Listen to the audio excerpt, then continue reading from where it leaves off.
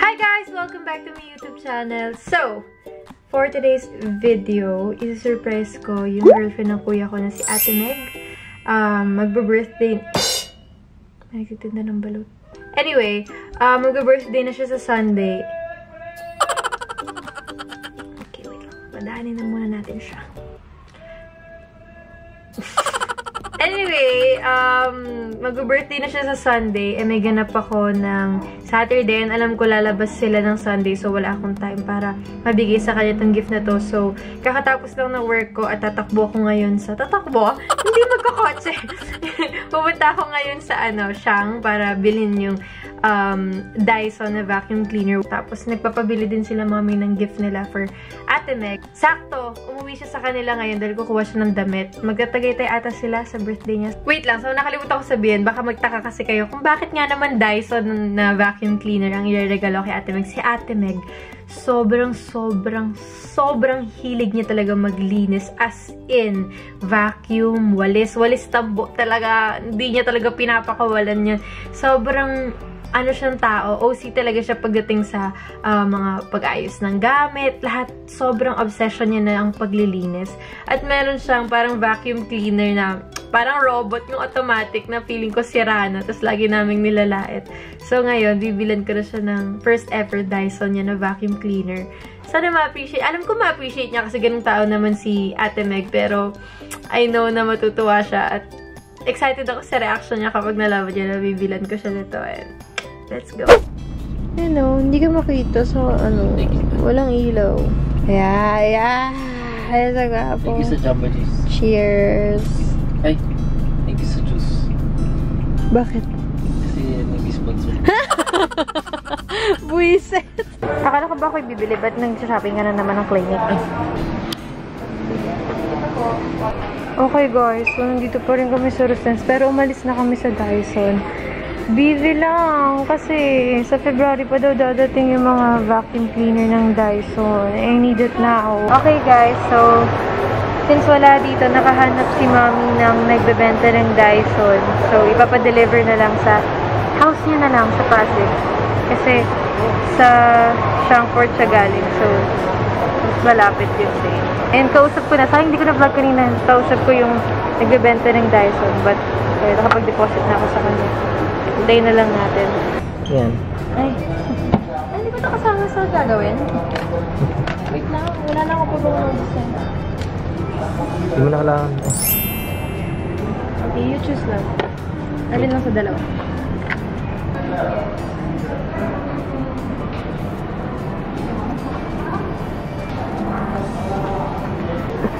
May delongi. May delongi kayo. Ano napili mo? This one.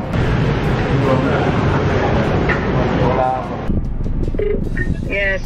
Ma'am. Nandiyan si Ate Meg? Wala. Wala pa? Wala pa. Okay, malapit na ako. Sige. Okay. Okay guys, wala pa siya. So, nagpalit kami ng car. Si Verna ang nagatid sa akin. Pauwi. Thank you so much, Wabi. And ayan, malapit ako. And there's my baby doggy. That's just my baby doggy. That's just my baby dog. That's just my baby dog. Thank you, Wabi. Ay, yun lang. Saan yung Dyson? See you tomorrow. Ayan. Right here. Oh, sa likod. Wait lang, pakuha na lang natin. Yes, nakikipag naman. Ay, sus naman, nandun yung madaldal. Wait lang, papa. Pwedeng pumasok? Ba't kayo nakaharang, ha? Kita ni Mami yung binili ko sa sarili ko. Grabe ko sa'yo, huwag ka na mamimili. Tatapon ko talaga. Patay, galaw ka ng payment! Tingnan mo. Nasaan pa yung resibo? Oh my God. Huwag ka Aray! 2021. Aray!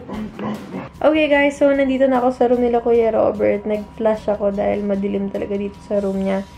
And akala ko magkasunod lang kami uwi nila Ate Meg. Mamaya pa pala silang mga 12 daw. So, ang plan, ang napag-usapan namin, kunyari, may Shopee siya na dumating, tapos si Mami nag-abono, tapos nagalit si Mami kasi 35,000 yung kailangan bayaran. Tapos si Mami nag-abono. So, kilala namin si Ate Meg na sobrang hilig niya sa Shopee. So, tingnan natin kung ano magiging reaction niya at kung maniniwala ba siya. Sana hindi niya ma-sense na prank. So, atin ko na lang siya makauwi. Okay, so lalagyan natin ang name ni Ate Meg, yung box, para mas believable. Ayun natin yung whole name niya. Just, baka ma-obvious na yung sulat. Hindi. Ibayin ko na lang. Tapos, address. Dito niyo yung address namin, ha? Hindi. Delete, ano mo na lang.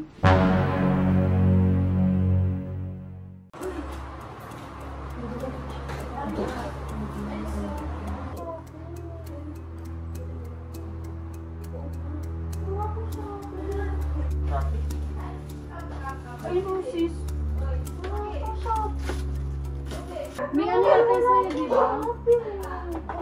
Tawagin mo si Mami. Tita. Nana. Ano yan? Ano ba naman yung pinurchase mo? Wala talaga, tita. Ano? 35K? Grabe! Ano, wala. Galit na galit si Tito Babyo. At saka ako din. Akala ko kasi ano yan, Mega. Akala ko, di na ako natutuwa sa inyo. Promise. Hindi mo alam, may pangalam, kung ano di sana. Ngayon lang ako magagalit talaga, promise. Hindi talaga ako natutuwa, Meg. Kasi sinabi ko, huwag kayo mag-purchase ng gano'n kasi nag-iipon kayo. Nakita ko na si Mami kanina. Sis! Baka wala kang namaling add to cart. Ang akala ko nga kayo na 35,000 yung sa supplier natin pag-bitbit, pero pag tingin ko ang liit-liit. Naiinis talaga ako, Meg, promise. Kasi that is 35,000. Uy! Hindi niya alam. Hindi alam. May palang ka nakalagay. Inulit-ulit ko pa dun sa nag-receive. Ako pa nag-receive. Nagpakuha niyan si dito sa labas. Tipid-tipid kayo. Bakit hindi biro yan? Bakit sa bahay natin? Ang point ko lang naman, Meg, sa totoo lang, pinasisihip ko kayo. Diba? Pero hindi na joke yan. Okay lang, Watson mo, Shopee mo. Naintindihan ko yun. Pero sabi ko, huwag niyo akong Riba Boyen, ha. Pag naiinis ako, naiinis talaga ako. Kilala niyo ako, ha. Bait-bait ko, pero pag sinabi kong disiplina ko lang kayo, medyo hindi na maganda yan, 35,000. Baka may nato cart kasi. May ganun kasi minsan eh. Na ano yung Shopee. Na, kiniklear mo ba yung card mo? Wala ka na ito kahit. Kasi para siyang maraming laman. Isa sa isang box. Sa bahay ko na Baka na- padala Tayo pa. Sa bahay lang ako magpapa. Baka naman siya. Hindi naman, Meg. At sa akin na naman, diba, nag-usap na tayo, mag-ipon kayo, kasi hindi naman biro yung work. Pinakalma ko lang yun, sis, kanina. Galit na galit yan. Wala kasing fresh na naman. Hindi ako natutuwa. Hindi ako natutuwa. Hindi ako natutuwa. Kung 15,000, sige, malay mo, importante. Pero hindi yan sa atin sa supplier, na para akong tanga. Nagtatawag pa ako sa mga supplier natin. Sinabi ko sa supplier, "Hoy, Baka may may, tumutin, gusto dumating ang liit-liit." baka may, na-orderan ka dati. May na-orderan ka niya. Na-save mo siguro yung credit Shopee card dyan. mo or debit or what. Binayaran ko yan, Meg. 55 kasi siya, sis. Ang box natin, ang laki yun pag may mga darating tayo. Ano mo, Bet? Baka naman sa ano mo, Bet? Wala akong Shopee, wala akong Lazada. Kasi masayang ha. Sis, tandaan ang maigi. Bali mo na times 10 mo sa card. Mga ganon. Yun yung lagi ko nakikita sa internet eh. Saan ba galing? Alam naman ni ko yung pag nag-order ako. Promise, hindi ko yan alam. Labi. Hindi ko alam na. Malay siya. Ha? Wala yung camera ko. Kasi, promise. Nahanap ko ito. Pamatay man ako. Promise, yes. Hindi ko yan Baka may tax. Baka may ano lang sa'yo, sis, Parang balik. nagsasabi ng hiram ng Marami kasi na rin. Wow, alam mo. Huwag niyo ako dadahilan ng ganyan. Ganyan din sinasabi sa akin kanina. Bakit? Hindi ako, tita, hindi ako pumili niya. binili niya. Labi! Happy birthday!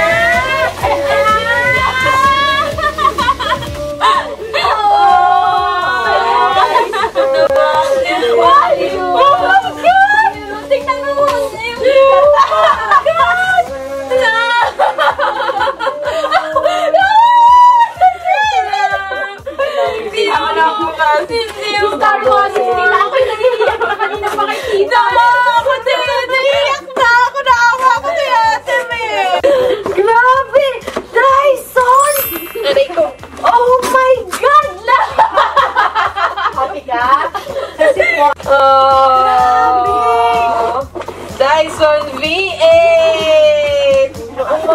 Cordless yan, sis! Umiyak ko sa akin! Kasi awa ko naman yan sobra! Hindi ko ba sasabihin? Kaya ako ba i-review? Ang tagal niya namang buksan, sabi ko.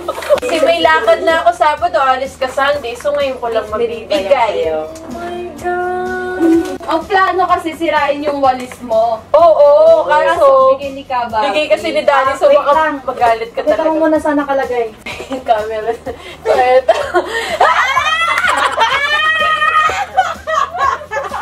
Grabe, sis! Anything for ya! Happy ka na, Ay, hindi na vacuum maka-allergic na ka. hindi na sisirain yung Tingin mo ka na robot. gano'n siya ka-happy, oh. Grabe! Wait lang. Alam niyo, nanginginig na talaga. Uy, Hindi ako makatingin, matatawa galit ka kay ako. tita. Natakot talaga. Sabi ko, ma'am, huwag ka Pero talaga alam mo, papa-obvious. Pero alam mo naman na yan ang rules ko sa bahay, di ba? Mag-ipon. Pero hindi ka nakaramdam na pinaparanggan namin. Alam mo lang? Natawa na siya nung vacuum eh. Vacuum! Hindi na nakaramdam ng vacuum. Sorry, Dyson, Ayaw na talaga ng ibang brand. Ano, ayaw niya ng... Sabi niya, iba na lang ng wires. Hindi, alam kong happy si Ate Meg pag Dyson yan. May maliit lang siya. Sasakyan, no? Sasakyan yun. Talagang happiness niya. Galing din ni Kyobet eh. Baka meron talaga. Hindi ko talaga pinagtatanggal eh.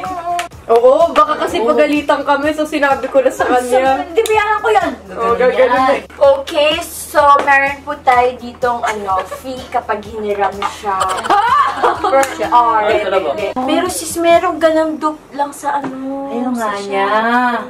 Yun yung mga different use niya, madami. Maganda nga talaga bang, kaya pala ubusan ang stock. Wala na talaga. Wala na October stock. pa silang out of stock. October pa. Meant to be talaga yun na mapunta sa yung ano na yun. Kasi ang hirap niya hanapin. Kasi pinilit ko lang talaga. expensive, sis. You are priceless. Yes! Tapos yung mukha pa niya dito, naiinis na ako dito. Oo, kasi hindi gumapansin. Ayaw mo lang pinagdadaan. Oo nga. Gusto ko na talagang magalit sa kanya. Oo, hindi ka Sabi ko tutulungan, na, no? Nabi, wala talaga. Di pa rin Tapos yung mukha pa niya Parang disappointed siya sa'yo. Parang tawa kayo sa Eric. Parang lalabyari ka. Parang ano yung mukha niya. Mga 500 per hour to. Ano ba pala sana ko? Bilisan ko po. Ginastos ko po doon, 200,000. Gawin na. Yung kinalat-kalat sa baba. Bilis-bilisan niya na lang yung linis. Sira-sira. Di ba sis, wala akong ino-order. Wala na mukha mo Wala lang, kanina. sis. Sobra. Tapos wala siyang pakialam. Parang sabi niya, bala ka dyan. Mix it. Diba? Oh. You try. Pang carpet na kayo eh. So, pangit ko dyan, sis. Pinatanggal niyo pa yung mask ko. Happy kid, oh.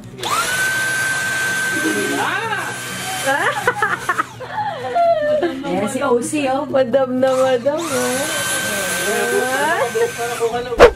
Okay guys, so doon na po nagtatapos yung vlog at ito na yung final kong outro para sakto birthday na ni Ate Meg, Sunday, January 17. At syempre gusto ko lang sabihin kay Ate Meg na happy birthday and you are the best thing that ever happened to my brother. Sobrang swerte namin dahil napunta ka sa aming buhay at you are such a blessing and you deserve the best. Happy birthday, Ate Meg. We love you. Thank you guys so much for watching. Don't forget to subscribe to my YouTube channel. Follow me on my social media accounts and I'll see you guys soon. And bye!